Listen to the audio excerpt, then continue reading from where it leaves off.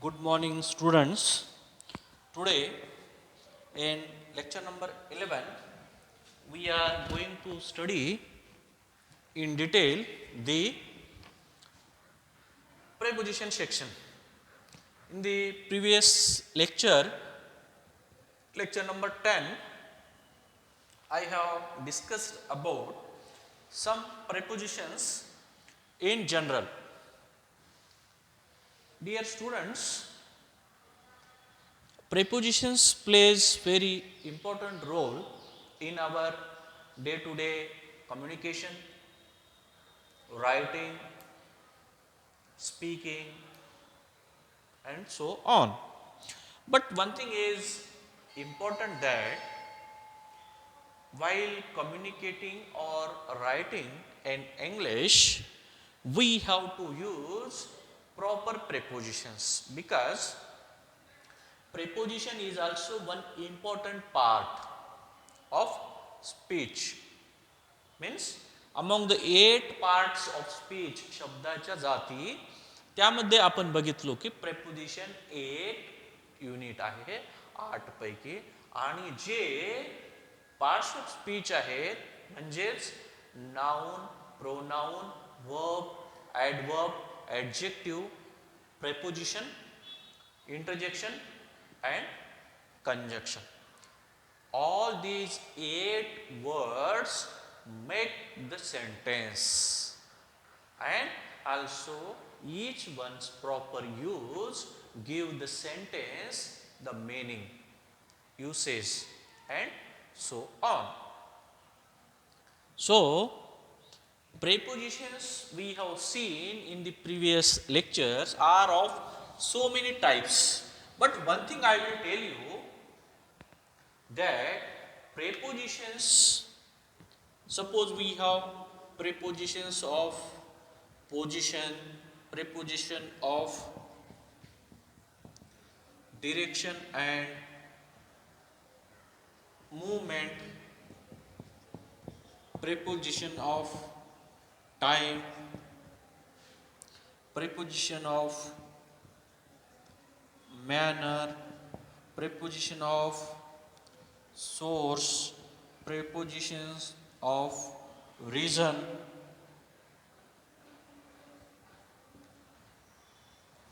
preposition of reason, preposition of instrument, means, concession,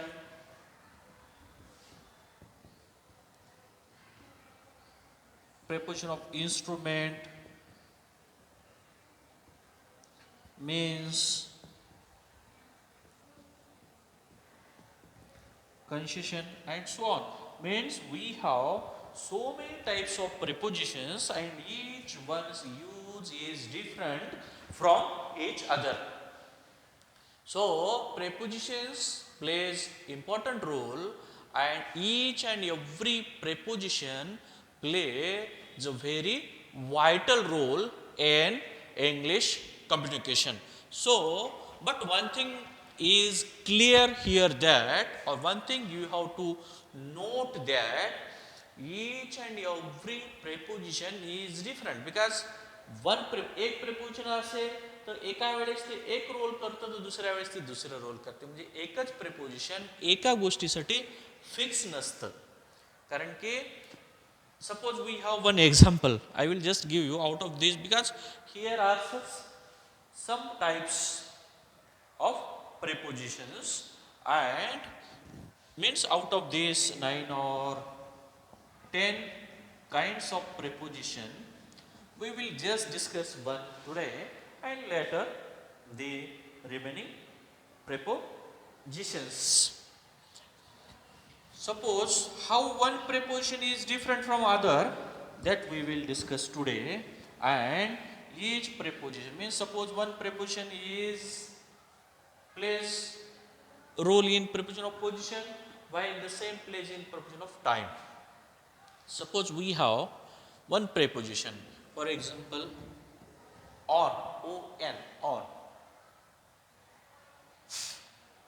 Other is at, another is in. Means here are some prepositions which at a time comes in other category also. दुसऱ्या कॅटेगरीत सुद्धा येतात असे preposition आहेत. For example preposition of this on is also known as preposition of position, also known as time. Even this at known as preposition of time and preposition of movement and direction. The same time and position. Means this way prepositions are different at a time. So while using the prepositions you have to go through the perfect meaning of the preposition. त्या वाक्यामध्ये दिलेल्या जागी vacant जागी कोणतं preposition मीनिंगनुसार वेगवेगळ्या टाईप्सनुसार perfect बसतं ते तुम्हाला बसवावं लागेल. कारण की त्याचा एकाच वेळेस असे काही प्रेपोजिशन्स आहेत अजून काही वेगळे आहेत जे की आपण बघू, परंतु ते अशा पद्धतीने वेगवेगळी भूमिका पार पाडतात. आता याच वेळेस ऑन कुठं वापरतो आपण? एखादी पोझिशन दाखवण्यासाठी. सपोज हे जे डस्टर आहे कुठं आहे तर डायसवर आहे, म्हणजे एखाद्या वस्तूवर असतं परंतु जेव्हा चिटकून असतं तिथं आपण ऑन प्रिपोजिशन वापरतो. मीन्स आता हे पेन आहे कुठे ठेवलं मी डोक्यावर, the pen is on my head. जेव्हा चिटकून असते वरच्या बाजूला तेव्हा आपण ऑन प्रिपोजिशन वापरतो. म्हणून हे प्रिपोजिशन ऑफ कशाचं आहे? पोझिशन आहे, वर आहे परंतु चिटकून आहे. अशाच पद्धतीनं तुम्हाला हेच प्रेपोजिशन टाइम दाखवण्यासाठी वापरतं. फॉर एक्झाम्पल टाइम आहे, डेज आहे, वीक आहे, duration of the time is also shown by on. For example I will come on time. On time मी वेळेवर येईल. He will come on Monday, on Tuesday, on Sunday. हा on सुद्धा हा. अशा पद्धतीने टाइम दाखवण्यासाठी आपण आणि पोझिशन दाखवण्यासाठी आपण ऑनचा वापर करतो. इव्हन वेगवेगळे फेस्टिवल दाखवण्यासाठी सुद्धा आपण ऑन वापरतो. He will come on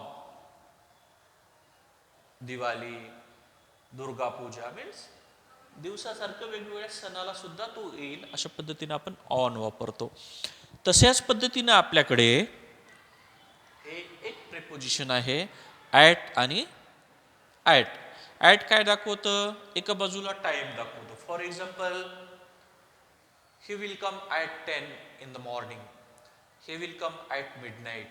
at मध्यरात्रीला, दुपारी, ॲट 10 PM. टाइम दाखवण्यासाठी सुद्धा आपण ॲट वापरतो. At midnight, at 10 PM, at 2 PM. हे जे आहेत ना वेळ दाखवण्यासाठी आपण ॲट दाखवतो. त्याच वेळेस ॲट जो आहे आपण वेगवेगळे मुवमेंट अँड डिरेक्शन साठी सुद्धा वापरतो. For example he will come Anju looked at me, he looked at me, they are looking at you. ते तुझ्याकडे पाहत आहे, तो माझ्याकडे पाहत आहे. हे ॲट काय दाखवतं? एकमेकाकडे पाहणे, मुवमेंट आणि डिरेक्शन, म्हणजे त्याच्याकडे पाहणे. ॲट मी तो मुवमेंट आणि डिरेक्शन दाखवण्यासाठी सुद्धा ॲट दाखवतात. टाइम दाखवण्यासाठी सुद्धा ॲट दाखवतात. म्हणजे अशा पद्धतीनं. आणि त्याच वेळेस टाइम आहे, मुवमेंट, डिरेक्शन आहे आणि पोझिशन किंवा प्लेस दाखवण्यासाठी म्हणजेच फॉर एक्झाम्पल ॲड्रेस दाखवण्यासाठी सुद्धा आपण काय वापरतो बेटा? ॲट वापरतो. फॉर एक्झाम्पल एखाद्याचा ॲड्रेस सांगायचा आहे, तुम्ही कुठं राहता, आपण काय म्हणतो? At post so and so, at post Samarth Nagar, Aurangabad. म्हणजे तुमच्या घरचा ॲड्रेस दाखवण्यासाठी सुद्धा, तुमचं लोकेशन दाखवण्यासाठी, पोस्टल ॲड्रेस मेन्शन करण्यासाठी किंवा एखादं पत्रव्यवहार करण्यासाठी जो आपण ॲड्रेस टाकतो त्याच्यात, तो ॲड्रेस सुद्धा ह्या ॲटनेच आपण मेन्शन करतो. प्लेस आणि ॲड्रेस दाखवण्यासाठी आपण काय करतो, ॲटचा वापर करतो. म्हणजे एकाच वेळेस ॲट प्लेस ॲड्रेस दाखवण्यासाठी वापरतो, एकाच वेळेस ॲट आपण टाईम दाखवण्यासाठी वापरतो आणि एकाच वेळेस ॲट आपण मूवमेंट आणि डिरेक्शन दाखवण्यासाठी सुद्धा वापरतो. ज्या पद्धतीने आपण सुरुवातीला बघितले की ऑन हा टाईम आणि पोझिशन सुद्धा दाखवण्यासाठी वापरतात. तशा पद्धतीने तुम्ही इन एक प्रिपोजिशन आहे ते सुद्धा टाइम दाखवतं. फॉर एक्झाम्पल ऑन टाइम जसं असेल तशा पद्धतीने आपण काय म्हणतो, in time, he will come in time. In time means before time. So in हे टाइम दाखवण्यासाठी वापरतो. त्याच पद्धतीनं आपण इन हे पोझिशन सुद्धा दाखवण्यासाठी वापरतो. फॉर एक्झाम्पल एखादी वस्तू हॉलमध्ये आहे तर आपण काय म्हणतो, they are in the hall. The cat is in the bucket. एखादं कॅट आहे बकेटमध्ये पडलं तर आपण काय म्हणतो, the cat is in the bucket. Sita is in the cottage. ती झोपडीत आहे, बकेटमध्ये आहे. इन हे आतलं एखाद्या वस्तूचं पोझिशन दाखवतं, जसं ऑन हे वरचं दाखवण्यासाठी. मग इन आहे, इनसाइड आहे, इन टू आहे, हे कशासाठी वापरतो आपण, आतलं एखादं लोकेशन पोझिशन दाखवण्यासाठी वापरतो. हे पोझिशनसाठी इन वापरतो. तेच इन आपण कशासाठी वापरतो बेटा, टाइम दाखवण्यासाठी वापरतो. म्हणजे अशा पद्धतीनं हेच प्रिपोजिशन इन सुद्धा एखाद्याचे लोकेशन दाखवण्यासाठी वापरतो. फॉर एक्झाम्पल जसं मी तुम्हाला सांगितलं की लोकेशन किंवा ॲड्रेस तो याचाच पार्ट आहे, कशाचा, पोझिशनचाच आहे. परंतु आपण कसं वापरतो, now he is living in Dubai, now he is in Hyderabad, now he is in Aurangabad. ते इन जे आहे हे एखाद्याचं राहण्याचं पोझिशन सुद्धा इन दाखवतो. जसं एखाद्या वस्तूचं किंवा ऑब्जेक्टचं किंवा एखाद्या थिंगचं पोझिशन दाखवतो की नाही, एखादा रूममध्ये आहे, ही इज इन द कार, जसं कारमध्ये आहे तो आत दाखवण्यासाठी वापरतो. तसंच एखाद्या माणूस कुठं जर रेसिडेंट असेल, सेटल झालेला असेल तर त्या शहराचं सुद्धा लोकेशन आपण इन दाखवतो. For example now he is living in Dubai, in Hyderabad, in Aurangabad, in Bombay. So this is the uses, these are the uses of the prepositions. असे हे ह्या प्रिपोजिशनचे वेगवेगळे काय आहेत बेटा, वेगवेगळे हे युजेस आहेत. त्यामुळं एक प्रिपोजिशन एका वेळेस एकच रोल करेल असं समजून घ्यायचं नाही, कारण की प्रिपोजिशन एका वेळेस वेगवेगळ्या वापरासाठी आपण वापरतो. म्हणून वेगवेगळ्या प्रिपोजिशनचं वेगवेगळं काम आहे. आता याच्या व्यतिरिक्त तुम्हाला टू वर्ड्स सारखे आहेत, डिरेक्शन मूवमेंट दाखवणारे. He is going to Bombay,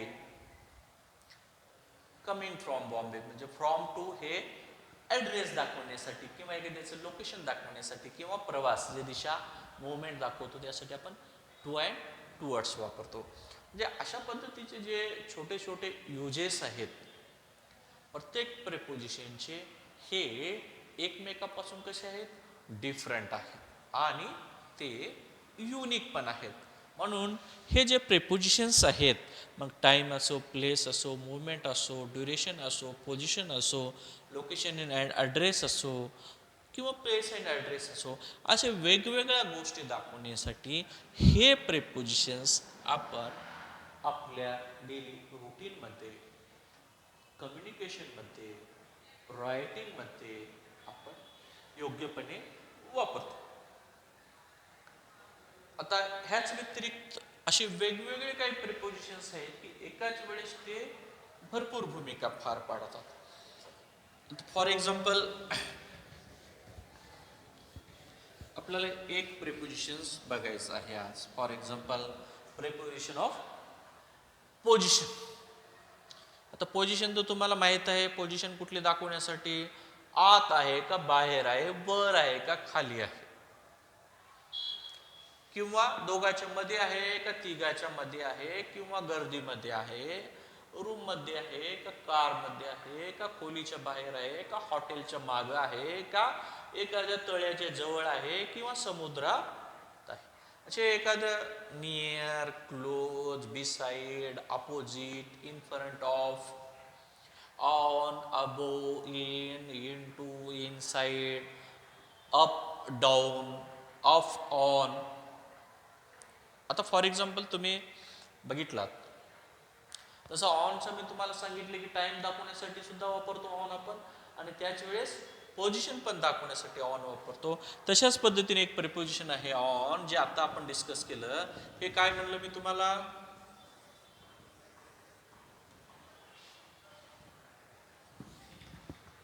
मी सांगितले की हे ऑन आहे.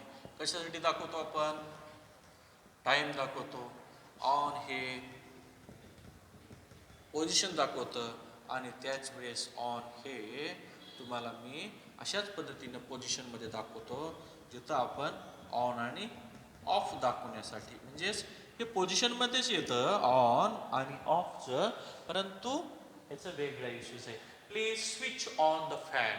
आता पोझिशनमध्ये येतं काय हे, परंतु त्याची पोझिशन ही ऑनची आहे का ऑफची आहे, हे चालू किंवा बंदची. म्हणून हे ऑन म्हणजे चालू आणि ऑफ म्हणजे बंद. जसं याला आपण चालूसाठी कंटिन्यू किंवा ऑफसाठी क्लोज असं म्हणतो का, बंदसाठी नाही. ऑन ऑफ सुद्धा काय दाखवतो बेटा, फॅनचं पोझिशन दाखवतो. Just look at the button, either it is switched on or of. त्या बटनकडे दबा, त्याची पोझिशन चालू आहे का बंद आहे हे बघा. म्हणजेच हा ऑन तुम्हाला पोझिशन दाखवतो आणि ते चालू आहे आत दाखवतं. आणि त्याच वेळेस बघतो आपण खाली असेल तर ऑन म्हणतो आपण, आणि वर बटनचं नोक असेल तर ऑन दाखवतो. म्हणजे तिथं पोझिशन ही डिफर आहे. वरच्या बाजूला जसं ऑन म्हणतो ना, तसं चालू फॅनला आपण खाली असेल तर ऑन म्हणतो. म्हणजे सांगण्याचा उद्देश आहे की ही ऑनचं जे आहे, the pen is on the head, हे पोझिशन दाखवतं. He will come on time, on Monday, हे वेळ दाखवतं. त्याच वेळेस स्विच ऑन द बटन और स्विच ऑफ द बटन हे सुद्धा वेगवेगळं कंटिन्युटी, डिस्कंटिन्युटी, ऑन ऑफ हे सुद्धा वेगळं काम करतं ह्या पोझिशन आणि टाईमनुसार. म्हणून ऑन हे प्रेपोजिशन्स आहे अशा पद्धतीनं वेगवेगळ्या ठिकाणी वेगवेगळ्या अर्थानं आपण वापरतो. म्हणून ते एकमेकापासून कसे आहेत, to some extent they are differ from each other. अशा पद्धतीनं हे जे छोटे छोटे प्रेपोजिशन्स आहेत हे आपण आयडियोलॉजिकली इथं वापरतो. मग तशाच पद्धतीनं जेव्हा आपण हे प्रेपोजिशन्स बघतो, कशासाठी, कारण की प्रेपोजिशनचा युसेजेस जे आहे की हे एक मिनिंग देतात. मग वर्ड असेल, ॲडजेक्टिव्ह असेल, नाऊन असेल, यांच्या सोबत येतात ते, आणि एक मिनिंग इम्प्लाय करतात किंवा मिनिंग एक्सप्रेस करतात, आणि त्यानुसार आपण त्यांना त्या त्या जागी बसवत असतो. बऱ्याच वेळेस कसं आहे, तुम्ही प्रेपोजिशन म्हणजे एक वर्ड असेल, जसं ऑन असेल, अप असेल, इफ असेल, इन असेल, इनसाइड असेल, हे एक वर्ड झाले. परंतु ह्याच्या व्यतिरिक्त सुद्धा आपल्याकडे असे काही प्रेपोजिशन्स आहेत की जे ग्रुपने येतात, ग्रुपने येत असतात. म्हणून आपण काय म्हणतो त्यांना, प्रेपोजिशनल फ्रेज. म्हणजे फ्रेज म्हणजे समूह. मग नाऊन फ्रेज असेल, व्हर्ब फ्रेज असेल, ॲडजेक्टिव्ह फ्रेज असेल, ॲडव्हर्बियल असेल ना, अजून प्रेपोजिशनल फ्रेज असेल. असे ह्या फ्रेज म्हणजे शब्दाचा समूह जिथं एकपेक्षा जास्त शब्द एकत्र येतात, म्हणून याला प्रिपोजिशनल फ्रेज म्हणतो. बऱ्याच वेळेस आपण शब्दामध्ये फ्रेजेस सुद्धा वापरतो, वाक्यामध्ये किंवा आपल्या लिखाणामध्ये किंवा बोलतामध्ये. फॉर एक्झाम्पल आता इन आहे, इन हे सिंगल प्रिपोजिशन आहे. मग प्रिपोजिशनल फ्रेज कसं बनते ती, इन द गार्डन. मग त्याच्यासोबत नाऊन येतो, त्याच्यानंतर आर्टिकल येतं, आणि त्याच्यासोबत प्रेपोजिशन येतं. म्हणजे प्रेपोजिशन आणि आर्टिकल म्हणजेच ती काय असतं, डिटर्मिनर म्हणतात त्याला. म्हणजे कुठलंच मोस्टली द असतं त्याच्यासोबत, रिअर असतं, आणि नाऊन असतं. For example I am in the garden, I am in front of the house, in front of the house. हे in front of opposite of, into the garden, in front of, opposite of, near the seashore, near the college, beside the hall, in front of the hall, between the friends, among the crowd. हे सगळे काय आहेत, हे prepositional phrase आहेत की जे ग्रुपने येतात. आणि जसं on Monday, in hall, in time, on the button, of the button, हे सिंगल वर्ड जिथे येतात ऑनचे त्याला आपण सिंगल प्रिपोजिशन म्हणतो. आणि जेव्हा ग्रुपने येतात, ग्रुपने म्हणजे prepositional plus article plus noun असतं त्याच्यामध्ये, beside the, inside the, in to the, in front of the, हे जे आहेत ना प्रिपोजिशनल फ्रेजेस असतात, हे सुद्धा समूहानं येतात. जसं फॉर एक्झाम्पल आय म्हणतो where are you, now I am on the road, मी कुठं आहे, on the road, on the road, हे प्रिपोजिशनल फ्रेज झाली. Now you are in to the hall, हे सगळे काय आहेत prepositional phrases. So, my dear friends, this is just little bit introductory information about the preposition. In the next class, we will begin with the preposition of position. Means we have 10 types of prepositions and their respective types. We will begin with one after another, or go through one after another, and we will go through the detailed information of each and every preposition, and we will also go through the details use of these preposition along with the practice. So with this I stop here. Thank you very much.